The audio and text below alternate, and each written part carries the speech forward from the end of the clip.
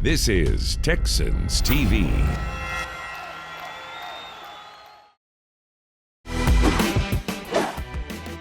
The Texans make a major move at wide receiver, and we're going one-on-one with outside linebacker Jacob Martin. It's a big one. Texans 360 starts now. We are ready to rock in Houston. Rock and roll. Touchdown, Texans.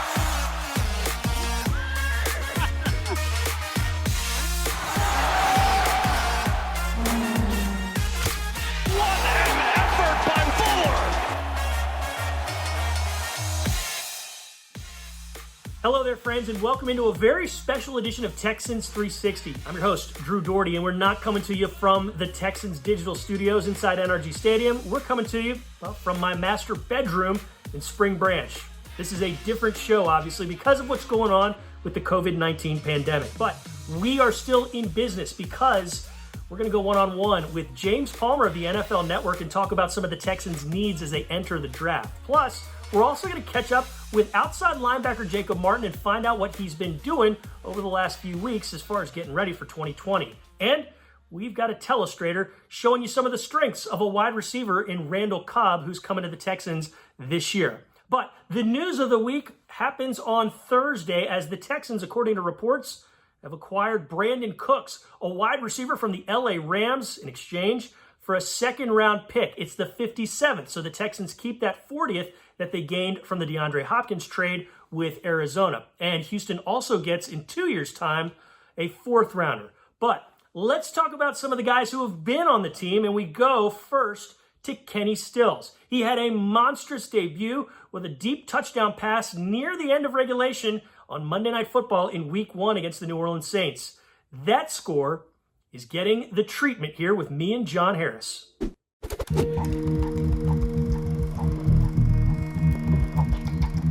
Let's set the stage, Johnny. It's Monday Night Football, Week 1. The Texans taking on a team that many say is going to be in the Super Bowl when the season ends. You got Drew Brees, you got Michael Thomas, you got the Saints defense in the loudest environment I've ever been in. And, oh, hey, Kenny Stills, welcome to the team 7 days ago. Let's go make plays. Here's the situation, though. 1st and 10 with about 40-some seconds left, and he takes over. Deshaun Watson takes over, and Kenny Stills shows one of the reasons the Texans made sure he was in that trade along with Laremy Tunsil. Big blockbuster deal, because he comes up huge in the place where he started his career. This was such an incredible play, and I think one other thing to add to it, you talked about the trades and such, but on this particular play, the final offensive play for the Texans on the night, they had one guy in Duke Johnson playing his first game as a Texan. Yep. They had Laremy Tunsil playing his first game as a Texan. They had Kenny Stills right there playing his, that's Kenny right there, sorry. And Sean Henderson was really playing his second game as a Texan because he got hurt in the first game in 2018. So you had all that going against you in some sense. You're trying to kind of do all this on the fly. And Deshaun Watson and Kenny Stills are able to hook up here on just a tremendous, tremendous play. And it's one of those things where you can tell Deshaun has a really good understanding of what is happening at such a young level. So Deshaun knows, hey, wait a second, they're not going to leave me in the middle of the field. They're not bringing everybody here. One of these guys is going to drop off and one of these guys is going to come. And so Deshaun realizes that Von Bell down at the bottom of the screen is the one, because he sees Williams start to move back.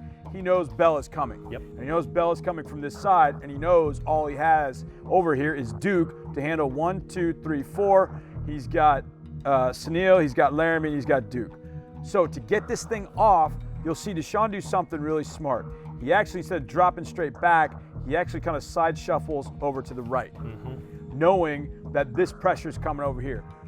And that's exactly, as you see him drop, watch him right there, and then start just 2 subtle little steps right there off the hash. Just to buy him time, he knew he was going to get somebody open. And what happens here is Marcus Williams starts getting his eyes inside because he's coming from this side with his back to these 2 receivers. He has no idea that Stills is running the bang 8, the post route right there. Right. So he doesn't see that. What he sees is this over route from Jordan Akins getting loose from Cameron Jordan. So he's like, dude, I got to go. So that's when he starts as Akins goes here. So now all of a sudden Deshaun gets what he thought he would have, and that is no safety in the middle of the field. I got this route. But he knows he's got to buy some time. And when he does, now he knows Von Bell's coming. And he just delivers a dime. Delivers a dime, and he pays the piper. I mean, he gets rocked on this one, which is just another impressive part of this play. The punishment he takes, yet still, with precision, hits this guy going down the field. Stills made an immediate impact and made an impact all season long. He caught 4 touchdowns in the regular season and then 1 in the playoff game at Kansas City as well. And in the early parts of 2019, our very own Deepi caught up with Stills and got deep into what he does off the field as well. It's all part of this Deep Slant interview. The Deep Slant 101 presented by Xfinity. Our guest today, Kenny Stills. Welcome, Kenny. Never had you in studio, and I've never gotten a chance to interview you, so I'm actually really excited about this. Thank you for having me. Okay, so first thing I got to ask you is about your game day fashion. You grew up in California, you played in Miami. What's sort of your fashion style, if you had to describe it? I like to kind of just push the limit, push the envelope on different looks, being able to just try out different things and, see what fits, what looks good, and, What was that first week like for you? Because I imagine it's pretty tough. You get traded, you think you're going to be with Miami, but then all of a sudden you show up in Houston, and then you not only have to learn a new playbook, you've got to learn a new city, a new stadium, new teammates, and everything. What were those first few days like for you? I'm not going to lie, those first few days were a lot. You felt like there wasn't enough time in the day as far as trying to meet people and, make the right impression on people and learn the offense and figure out where to go in the building and just like everything's new. And so it was a lot, but I knew that at the end of the day I was just playing football, and to get the opportunity to play on Monday night and have an extra day to prepare and then play against the team that drafted me, I just wanted to go out there and play and do my job and be somebody that the team could count on to make a play, and so that's what I've been trying to do. One of the things that I knew about you, and I think a lot of people knew about you coming here, was how active you were in the community. You were named the Walter Payton Man of the Year for the Dolphins in 2017, 2018. You get here, you meet with the Houston Police Chief, Art Acevedo, and he had a lot of really nice things to say about you. What did you hope to accomplish out of that meeting? Why was it so important to sort of continue that? Yeah, it was important for me to just introduce myself and let him know that, I was here and I could be somebody that, we can work together to build relationships in our communities. And it's important, for me to have those conversations. That way, if something positive or negative goes down, I have his number and I can reach out to him and figure out how we can work together to work towards solutions. And I think that's the biggest thing for me is, solutions and accountability. And I try to do everything that I can, being a football player, somebody with a platform that people look up to try and, do good by other people and to influence people, to treat each other the right way and, try and make every place that we're in a better place. And so I think that's just part of, who I am and what I'm trying to do. All right, good stuff. We look forward to seeing more from you this season, Kenny. Best of luck. Thank you. Thanks, Kenny. When we return, we just caught up with Jacob Martin, found out how the outside linebacker's doing during the COVID-19 pandemic. Texans 360 rolls on.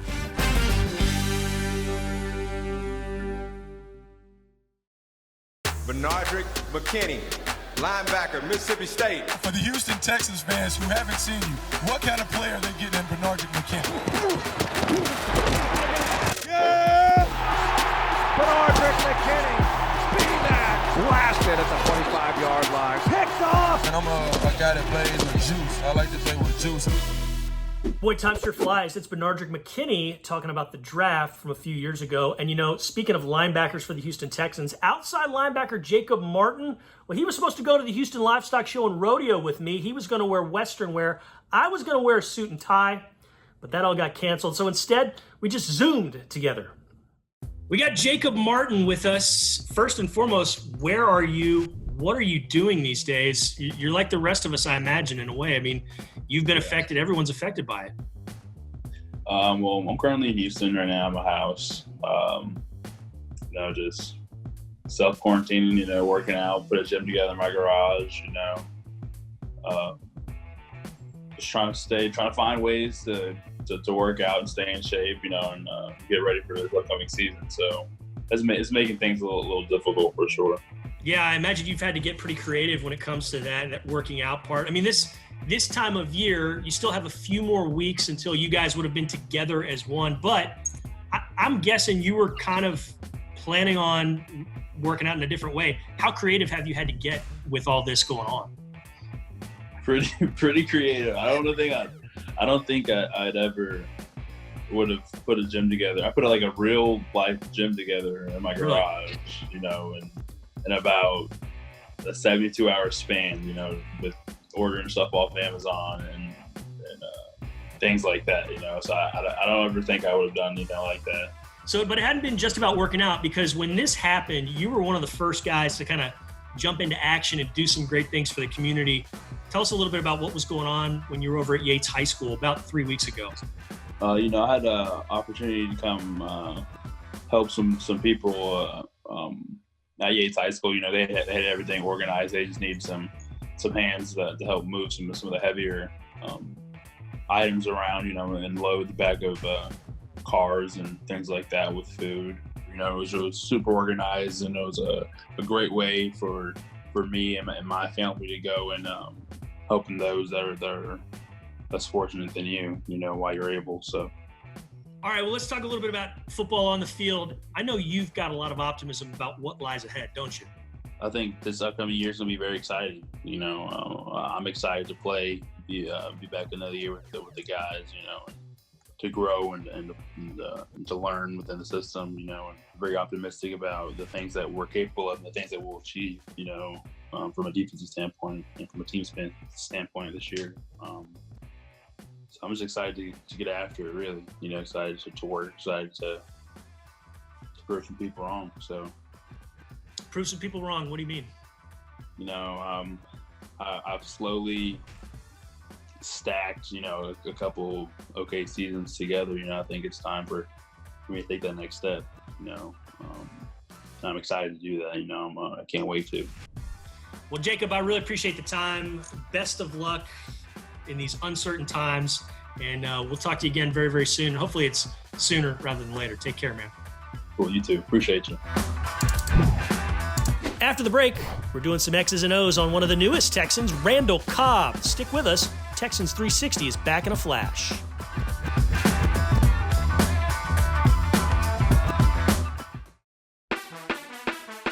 Can he make the man miss on the right sideline? He did! A remarkable over-the-shoulder catch for Randall Cobb. Over the middle of the end zone caught. It's Randall Cobb. What a nice move by Cobb out of the slot. He's got a first down. It's caught by Cobb. Deep middle Cobb. Stepping in for the touchdown. Randall Cobb. Down the middle caught to Randall Cobb. In 2019, Randall Cobb averaged 15.1 yards per catch with the Dallas Cowboys. That would have been the top mark on the Houston Texans that season. So what does he do well? How does he maybe fit into this offense? Well, our very own John Harris looked deeper at that with this week's version of the Telestrator.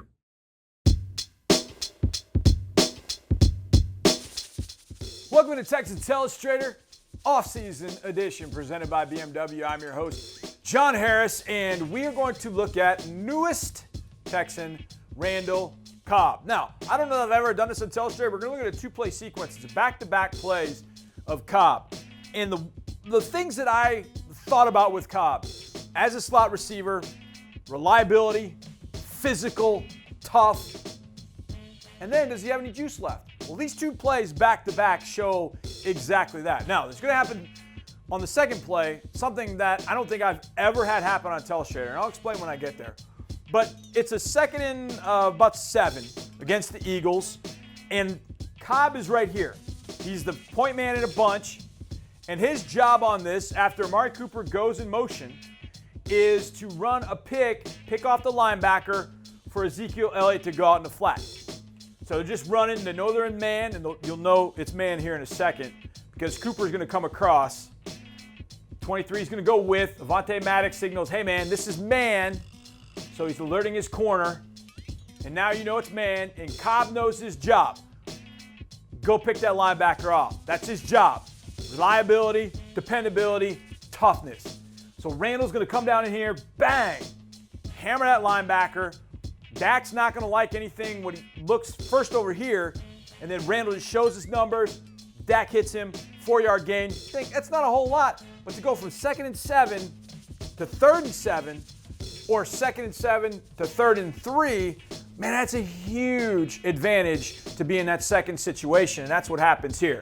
So you're going to see Randall run down inside, bang, picks that guy off, turns, catches the football, 4-yard gain. Doesn't seem like much, but man, that's big, because now it's 3rd and 2. Now, I like the end zone shot here and slot receivers because they stay in the picture. So Randall's out here. Here's Maddox. Going to run inside. There's a linebacker. He's keying. Bang. Going to hit him. Shows numbers. Pick up 4 yards. Mari goes in motion. Knows it's man because he's going with. Watch Cobb come in there. Car crash. Bang. Turn and show your numbers. Be dependable. Be reliable. He is. So now it's 3rd down. 3rd and 2 as we move forward. And you can see 3rd and 3. Excuse me. Big down. Now this time, they come out in a bunch set. Now Randall's the number 3 wide receiver. Number from the outside in. 1, 2, 3. So he's now the inside guy on the bunch. Jason Witten here. And Dak is going to work this side, and that's also Amari Cooper. So the Eagles are trying to get set up on this right here. Now, I said earlier that something's going to happen in this play that I don't think I've ever telestrated. Randall Cobb is not going to be targeted. He's not going to catch the football in this play. But if there was one play that I saw where I went, whoa, there's some juice, it's this one. And I'll show you what I'm talking about. Randall is going to work off these 2 guys on the out and up. And if Dak had been looking to this side, it's a touchdown. But I want you to focus on Randall going out, and when he goes out and turns up, I want you to see the juice that he has and the acceleration that he has to get up the field. If Dak worked that side of the field, it's a touchdown. So Randall's going to come out of there, out, and then up. Now, let's go back and watch this again. Out, and when he turns up, watch him leave Avonte Maddox. Avonte Maddox is this dude right here. He's a probably high 4'3", 4'39", 4'4" guy. Watch Cobb. Now, he stumbles a little bit, but watch Cobb turn and go. It's not even close. Out and up. Look at that. Look at how he just turned by him. And Dak threw the ball over here. Out and up. To me, this is the one play I saw and went, whoa, there's some juice. Out and turn. Look at that. I mean, he's leaving him. Look at that distance right there. If Dak, I mean, there's nothing over here. I don't know what Dak's looking at. They ran mesh inside. And they've got that, nothing. Here's this guy. And Randall knows it. Look, he's got his hand up. Throw it to me. But Dak's working over here. Had to eventually throw this thing away. Can you imagine having a slot receiver do that with Deshaun Watson back there? With that juice? I'll take that all day long. Again, not targeted, no reception, but that shows you the kind of acceleration Randall Cobb still has. And that 2-play sequence showed to me, hey, Randall Cobb could be very exciting in this offense with Deshaun Watson pulling the trigger.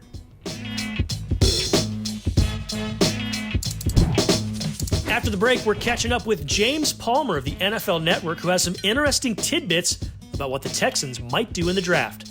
Texans 360 rolls on. Lee will get swallowed up by Timmy Jernigan. Timmy Jernigan, who is so explosive. Smothered to the ground by Timmy Jernigan. Taken down, Jernigan. Puts him flat on his stomach in an easy stack. Timmy Jernigan working.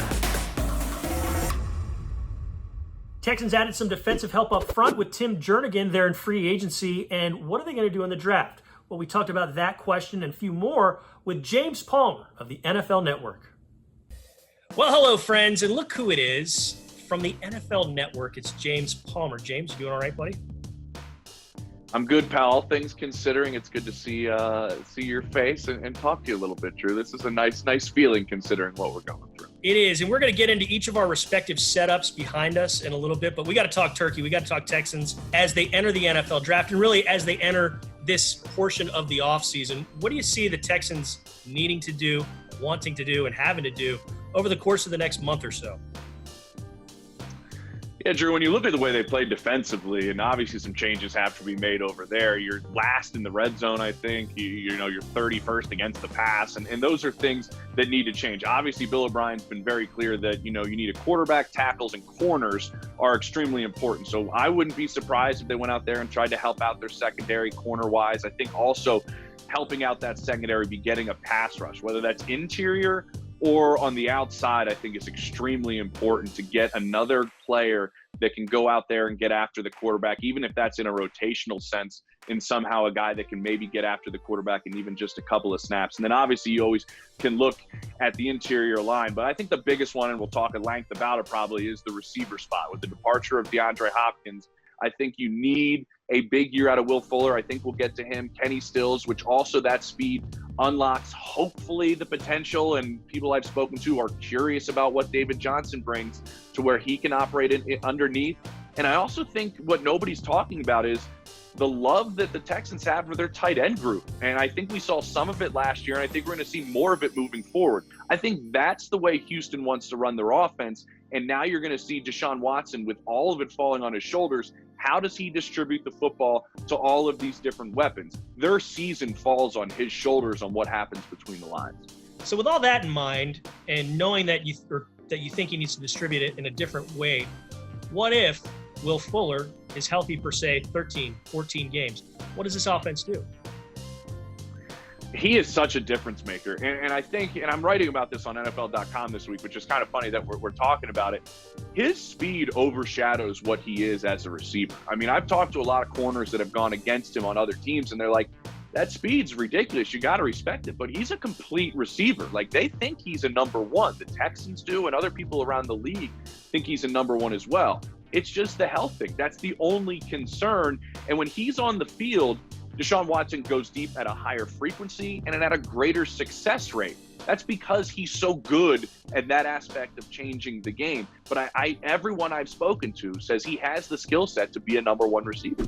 We want to make sure you check out that content and a whole lot of other good stuff on HoustonTexans.com and the Houston Texans mobile app. So get your QR code phone stuff ready and go to work.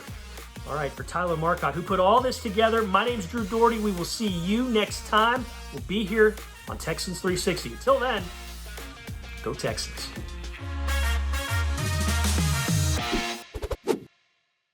Thanks for watching. Subscribe to our channel and ring the bell to know when we post new content.